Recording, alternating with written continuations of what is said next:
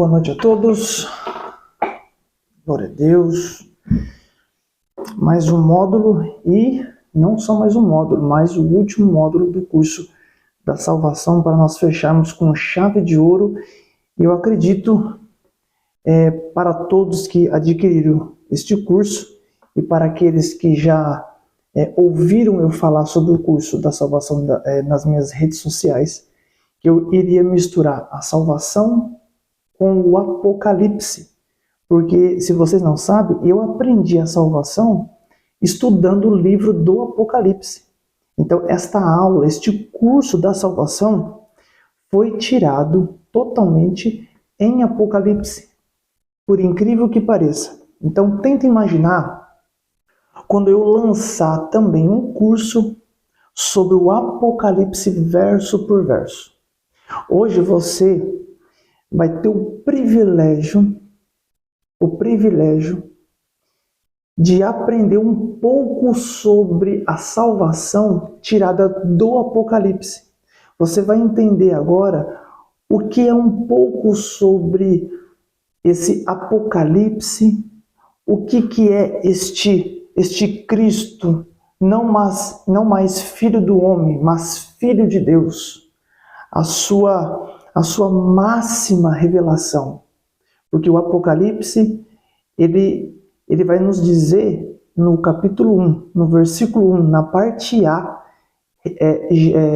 revelação de Jesus Cristo, ponto. Ou seja, o Apocalipse, ele é a revelação máxima de Jesus Cristo. Então você está aguardando este módulo e chegou.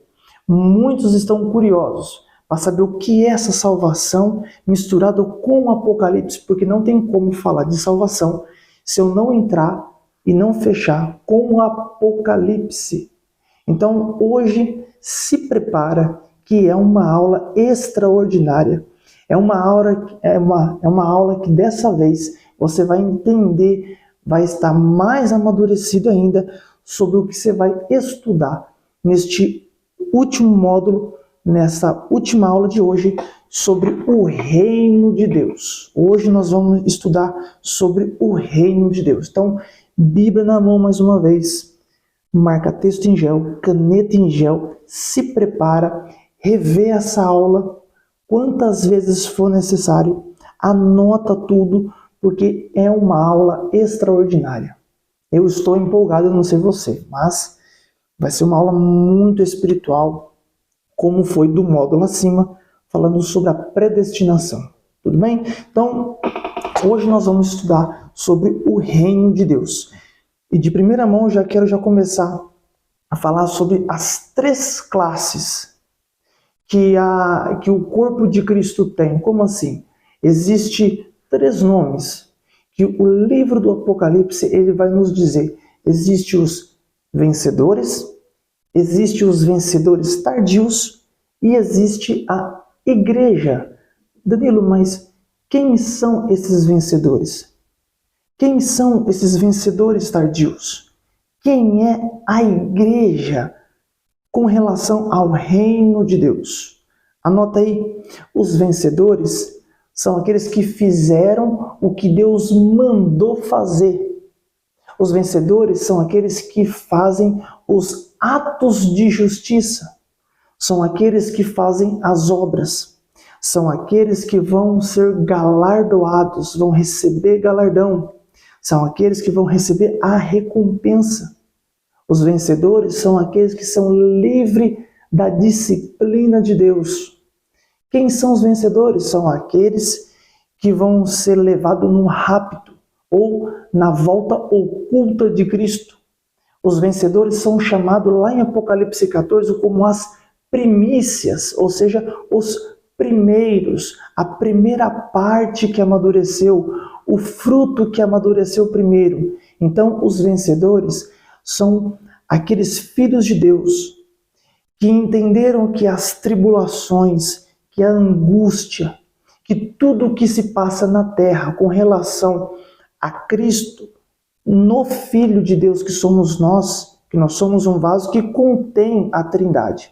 Então, esses vencedores são aqueles que passaram pela tribulação da vida, passaram pelo sol, passaram por adversidade e entenderam que precisavam fazer a vontade de Deus e negar a sua alma, as suas vontades.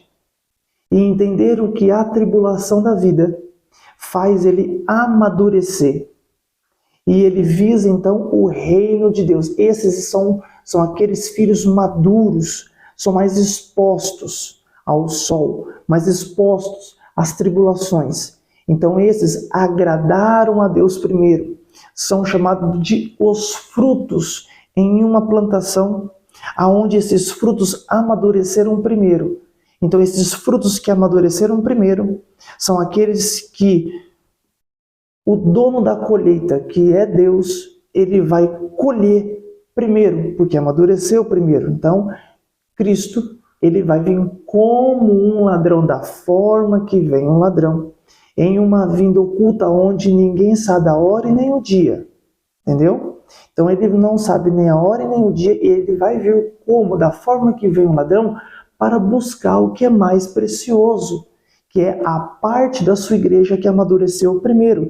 São chamados de os filhos varões, os filhos que amadureceram primeiro, e eles são levados no rapto para um reino, onde eles vão governar junto com Cristo. Passarão por um julgamento de obras, mas esse julgamento é para receber galardão. Não tem disciplina, não tem condenação, porque eles se entregaram à morte. Eles negaram a si mesmo, amadureceram primeiro, então eles são chamados de vencedores. Por isso que no livro de Apocalipse, nas 7 igrejas da Ásia, nós vamos sempre ver, no final de cada igreja, vai estar sempre dizendo, aquele que vencer, aquele que vencer. Então, aquele que vencer, quando vence, é chamado de vencedores. Então tem muitas pessoas que falam assim, eu já ouvi falar dessa palavra vencedor, eu já ouvi tipos de ensinamento, mas não existe versículo que comprova isso.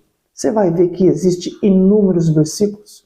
Inclusive eu acabei de dizer que cada igreja da Ásia, no final está falando, aquele que vencer, aquele que vencer. Então são os vencedores. Porém, a igreja, a outra parte da igreja, que vai passar pela tribulação, pela grande tribulação, porque a grande tribulação também para a igreja é uma disciplina. É uma disciplina. E também a grande tribulação é também um julgamento de Deus para os ímpios. Quem são os ímpios? São aqueles que rejeitaram o Filho de Deus na terra. São aqueles que rejeitaram a graça, do qual os filhos de Deus na graça pregaram o Evangelho. Então eles rejeitaram a Cristo, cuspiram na cruz, rejeitaram essa graça gratuita para nós, mas teve um preço a ser pago. Então essa grande tribulação também para o ímpio é um julgamento de Deus. Não deixa de ser uma disciplina, mas uma disciplina eterna, porque vai passar pela grande tribulação, vai passar pelo julgamento de obras para a condenação no lago de fogo e vai ser eterno. Porém, a igreja que vai passar pela grande tribulação, no meio da grande tribulação, nós vamos ver lá no Apocalipse 12, que no meio da grande tribulação, uma parte desta igreja vai entender, na grande tribulação, começou a entender que tem que negar a si mesmo, tem que morrer para si mesmo, para fazer a vontade de Deus. Porém, já não vai mais estar vivendo a era da graça, porque o último que entrou na era da graça foi aonde deu o start das 70 semanas de Daniel, para que voltasse a contar o relógio, quando entrasse o último gentil na era da graça. Então a grande tribulação já não existe mais como a era da graça. Por isso que veio o rapto dos vencedores na vinda oculta de Cristo. E assim que Cristo vem nessa vinda oculta, se encerra a era da graça, já não existe mais. Agora vem a grande tribulação. Só que os primeiros 3 anos e meio, e quando iniciar os últimos 3 anos e meio, no meio, uma parte da igreja é chamada de vencedores, só que tardios, anota aí, vencedores tardios. Por que tardio? Demoraram para entender que tem que amadurecer pelas tribulações, quando ainda existia a era da graça. Como eles demoraram para entender, para amadurecer, então eles viram que a grande tribulação serviu como uma forma de amadurecimento para essa parte da igreja que ficou, chamada de vencedores tardios. Eles, porém, agora vão ter que se entregar. Eles não vão querer receber a marca da besta, que vai ser colocada ou na palma da mão direita ou na testa.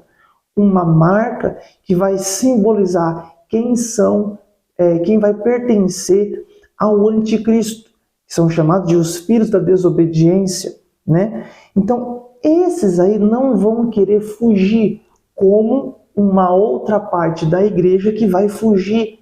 O Apocalipse vai nos dizer lá em Apocalipse 12 que uma parte da igreja vai fugir para o deserto. Deus vai dar um esconderijo onde o anticristo vai correr atrás dessa igreja, desta mulher, e a águia vai dar uma ajuda para esta igreja, levando ela para um deserto e vai guardá-la, e o anticristo não vai conseguir encontrar. Não conseguindo encontrar, em Apocalipse 12 diz que ele vai agora se voltar contra os remanescentes dessa mulher, contra os remanescentes do filho varão. Quem são? Os vencedores tardios. Esses aí não vão correr como a igreja, eles já vão ter amadurecido. Logo, o que eles vão entender? Então, eu tenho que sofrer a cruz de Cristo. Eu tenho que padecer como Cristo padeceu. Eu tenho que tomar as dores de Cristo. O que eles vão fazer? Vão se entregar à morte.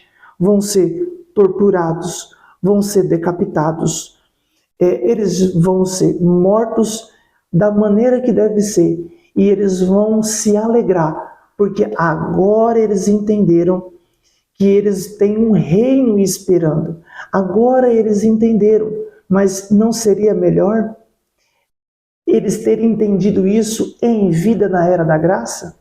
Mas infelizmente haverá uma parte que vai só entender esse amadurecimento na grande tribulação. Da mesma maneira que Cristo morreu se entregando para fazer a vontade do Pai, para ser um vencedor e assumir este reino na eternidade, esses vencedores tardios vão fazer a mesma coisa que os seus irmãos fizeram no rapto. Só que agora, literalmente, vão se entregar para negar esta marca, o anticristo, e honrar a Deus. Então, na Bíblia, presta atenção, na Bíblia, quando você ouvir falar de vencedores tardios, você vai entender que eles fizeram a vontade de Deus na metade da grande tribulação. Anota aí.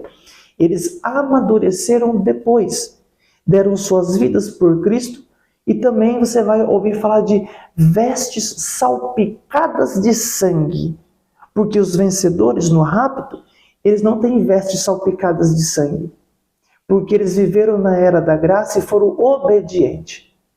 Para fazer essa distinção dos vencedores e dos vencedores tardios, no Apocalipse 12, João ele vai indagar um dos anciões e vai falar assim: quem são esses que estão subindo com vestes salpicadas de sangue? Quem são esses? Esse ancião, ele vai falar: estes são aqueles que vieram da grande tribulação, foram mortos por não aceitar a marca da besta e tem um reino os esperando. Ou seja, mais uma prova do que muitos falam que não está na Bíblia. São chamados de vencedores, porém tardios. E para diferenciar dos vencedores E dos vencedores tardios, eles têm vestes igual aos vencedores, porém vestes salpicadas de sangue. Por que salpicadas de sangue? Porque eles se entregaram à morte. E o seu sangue, esse sangue também simboliza o sangue de Cristo, mas também simboliza que eles se entregaram para um reino. Vocês estão entendendo? Como com certeza é a primeira vez que você está entendendo isso, eu preciso falar de uma forma clara, devagar, ser objetivo, para que isso não seja de primeira mão como que alguém passe de comer uma papinha e já começa a engolir um mocotó. Então eu não quero engasgar você espiritualmente. Eu não quero que você saia de um nível raso e já sobe para um nível lá em cima e começa a engasgar. Então eu quero ir bem devagar, que eu não tenho pressa. É um curso. Eu quero que você entenda melhor, compreenda, absorva melhor, para quando você for ensinar, pregar, você não tem dificuldade de entender. Eu não quero que você olhe para mim quando eu ensino e fale, nossa, ele sabe. Não, esse não é o meu objetivo. O meu objetivo é transbordar na sua vida de uma forma simples, objetiva, porém profunda. Eu quero que você entenda o que eu recebi da parte de Deus nos estudos e eu quero que você faça a mesma coisa. Transborda na vida de outras pessoas acerca da salvação. Todos nós somos irmãos, filho de um mesmo Pai por sangue na cruz, e o meu objetivo é que você faça o mesmo. Abençoa outras vidas, pregando o evangelho da salvação profundamente, para que você saia do raso e que Deus te use muito nessa terra, tudo bem? Então nós vimos os vencedores, nós vimos os vencedores tardios, e agora a igreja, aquela que fugiu para o deserto, aquela que não conseguiu amadurecer, nem na era da graça, nem na grande tribulação, não quiseram se entregar com os vencedores tardios. Então a Bíblia vai nos dizer em Apocalipse 12 que esta mulher, que esta igreja que não amadureceu a alma, tá bom? O espírito está salvo. Então essa ideia de falar assim, quando Jesus voltar, o Espírito Santo vai sair da terra. Como que vai sair da terra? Uma parte do corpo ficou. Se o cabeça está na eternidade, o restante do corpo ficou.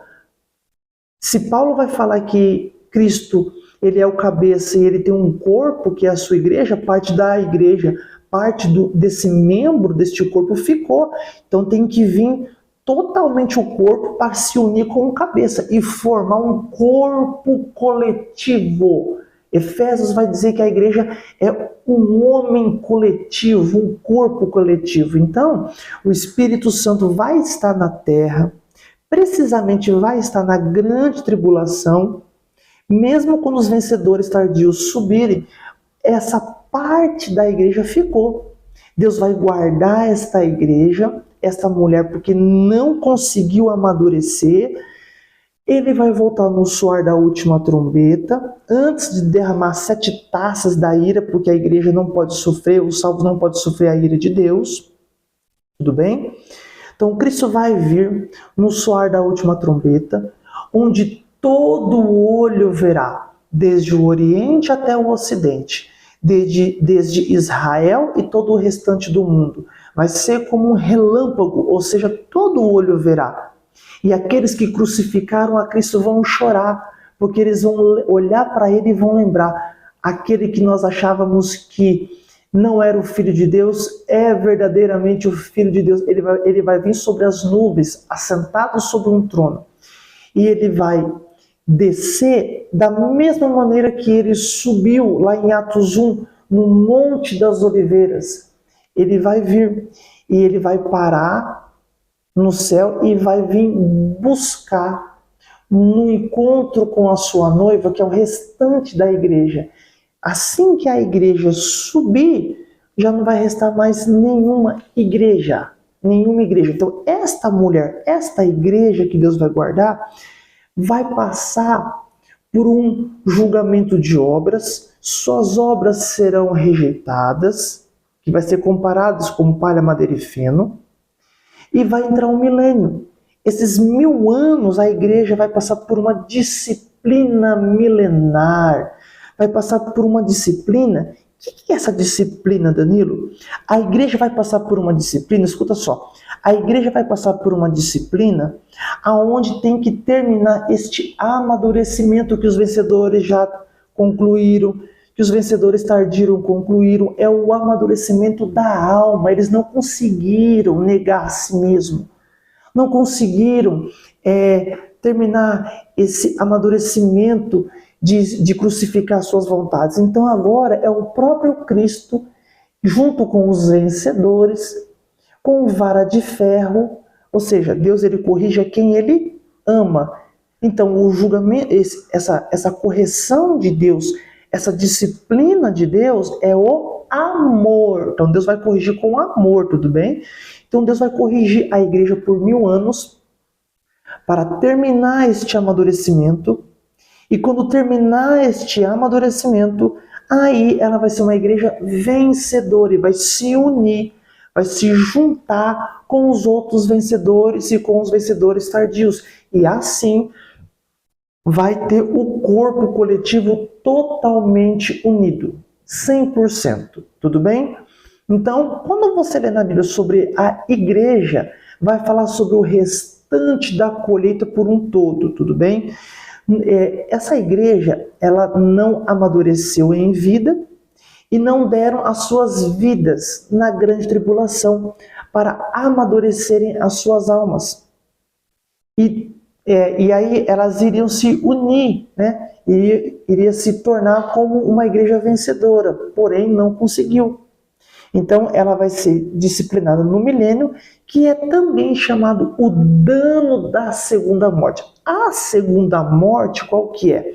É a morte eterna no lago de fogo, aonde vai ser julgado vivo o anticristo, o falso profeta, Satanás, os ímpios, tá? Os ímpios e por último a morte. A morte vai ser o único espírito a ser morto no lago de fogo, que é a morte. A morte ela é mais velha do que Lúcifer. Acredite, a morte é mais velha do que Lúcifer. Depois vem Lúcifer. Então essa morte vai ser lançada no lago de fogo. Eles vão sofrer eternamente, eternamente. Mas a igreja vai sofrer este dano desta segunda morte. A segunda morte é o lago de fogo para o ímpio, Satanás, o que eu acabei de dizer. Só que este dano, esta consequência, este sofrimento que eles vão passar no lago de fogo, a igreja vai passar por este dano. Não é o lago de fogo, é o dano que causa, é a consequência que causa. Por exemplo, é como se você se machucasse numa ponta de um prego, numa picada de agulha. Não dá aquela dor, aquela aflição, e não começa a sair sangue? Essa dor, essa aflição é o dano da causa da agulhada, é o dano a causa da martelada. Então este dano, é isso que a igreja vai passar. No milênio, vai passar por um período. A diferença é que a igreja vai passar por este dano, mas é temporária. Já a segunda morte é eterna, vão passar eternamente. Por isso que a igreja vai passar pela disciplina milenar, ou também dizer, o dano, a consequência da segunda morte, que é o lago de fogo, é só o dano. Conseguiram entender? O que eu disse aqui é só uma leve... Eu nem comecei a aula ainda. Só estou dizendo para você a diferença dos vencedores, vencedores tardios e a igreja. Isso é só uma introdução. E essa última aula, eu não vou entregar tudo sobre o Apocalipse, é impossível. Só vou falar acerca da salvação com o Apocalipse. Então tenta imaginar quando eu lançar o livro do Apocalipse. Segura aí, quando eu lançar, já corre lá e você vai ter os 2 cursos principais, salvação e Apocalipse. Aí você estoura. Aí ninguém mais te segura. Tudo bem? Agora vamos para a aula? Se prepare que está tremendo. Então vamos lá. Escute o que eu vou dizer aqui. Até aqui você conseguiu entender. Ok. Então, com a morte de Cristo, tá? Com a morte de Cristo, tem o resultado com a salvação de muitos. Entenderam? Com a morte de Cristo, tem qual resultado? A salvação de muitos. Então, lá em Apocalipse 14, abre lá. Vamos começar com Apocalipse 14. Apocalipse 14. Se não achar o Apocalipse, é complicado. O Apocalipse fica entre Gênesis e Apocalipse. Então já sabe que é o último livro da Bíblia. Péssimo em contar piada. Apocalipse 14, vamos ler do versículo 1 ao 5 e depois o versículo 16. Fala assim: E olhei, e eis que estava o Cordeiro sobre o monte Sião, e com ele os 144.000, que em suas testas tinham escrito o nome de seu Pai. Você percebe que eles têm uma marca na testa, igual o anticristo vai ter uma marca sobre os filhos da desobediência? Também Deus ele tem uma marca que vai colocar na testa. Entenda o que eu vou dizer. Deixa eu abrir um parênteses aqui. A faculdade do diabo foi o céu. Tudo o que ele viu que Deus fez e dá certo, ele quer fazer também. O inimigo quer fazer a mesma coisa, só que voltado para ele. Por isso que ele é maligno, ou seja, cuja essência é voltada para o mal. Então, da mesma maneira que Deus ele colocou uma marca na testa, neste número simbólico, que é os 144.000, o inimigo também, Satanás também, colocou uma marca nos seus filhos, que são os filhos da desobediência, tudo bem? Então, aqui diz que em suas testas tinham escrito o nome de seu pai. Versículo 2.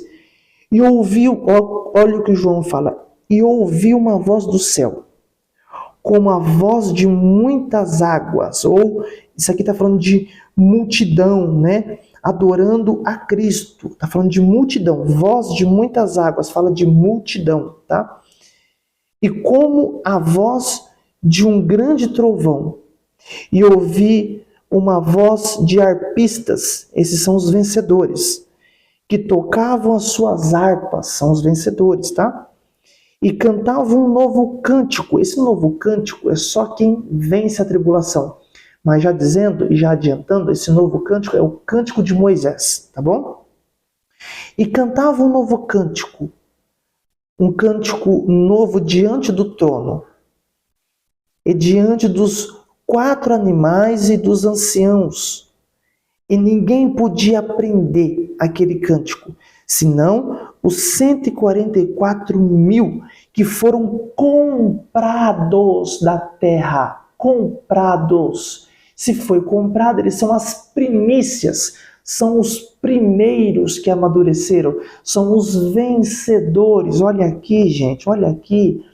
Versículo 4. Estes são os que não estão contaminados com as mulheres. Esse não contaminado com as mulheres aqui está falando da grande Babilônia, a mãe de todas as prostitutas. Está falando da igreja corrompida, da igreja que colocou as falsas doutrinas, aquelas doutrinas satânicas, aquelas igrejas que já têm a marca do anticristo, aquela igreja que desagradou a Deus fora das Escrituras.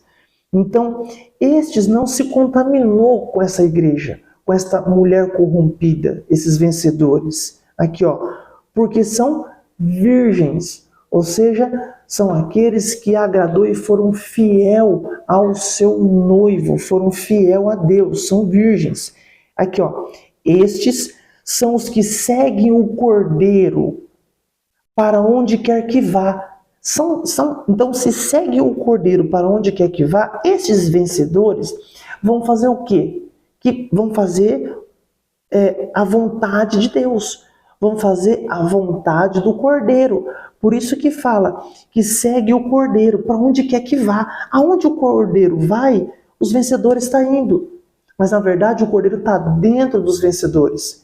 Cristo está dentro, está contendo dentro deles a vontade dele através dos vencedores.